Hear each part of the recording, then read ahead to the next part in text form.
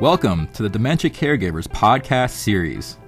In this podcast, Joseph Herrera with the California Southland Chapter of the Alzheimer's Association will give you tips and techniques for communicating with providers as a caregiver of someone with dementia.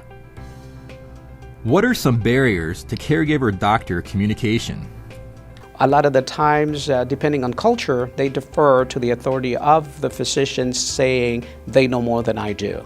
And so part of it is probably best if we examine those relationships, and we, as caregivers, determine that the best way that we can foster a relationship with the physician is to keep them informed, provide information about medication effects, how the medication is affecting the care receiver, how medication is being a benefit or not, maybe side effects that medication can potentially be causing, and any other information that a lot of the times caregivers don't think is pertinent.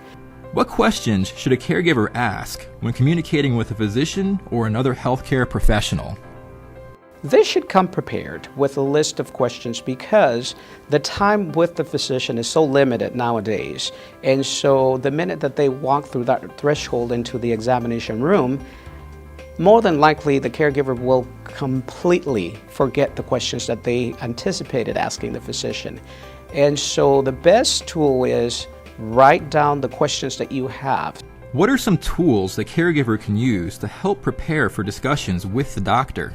There are templates, there are forms, there are checklists, there are things that are tools that are out there for the caregivers and preparation and anticipation to visiting the doctor. For example, we normally advise caregivers to bring not just a list of the medication with a dosage, but also to bring everything that the care receiver is taking, whether it's prescribed, whether it's over the counter or herbal stuff, because there are some times where the interaction of the medication could be adverse and affect the person in ways that the caregiver isn't even aware of. What does an ideal partnership between a provider and the caregiver look like? Half of the responsibility lies on the physician and half of the responsibility lies on the caregiver. So the caregiver comes to the physician fully prepared with a list of the different symptoms that are going on at home, things that they've observed, recording what time, how often, so that the doctor can assess for frequency of the behaviors or what is going on. And then the doctor's responsibility would be to assess what the caregiver is bringing to them and then determine the best course of action or the best treatment for the person with the diagnosis. We hope this podcast will help you, as a caregiver, form a meaningful partnership with doctors.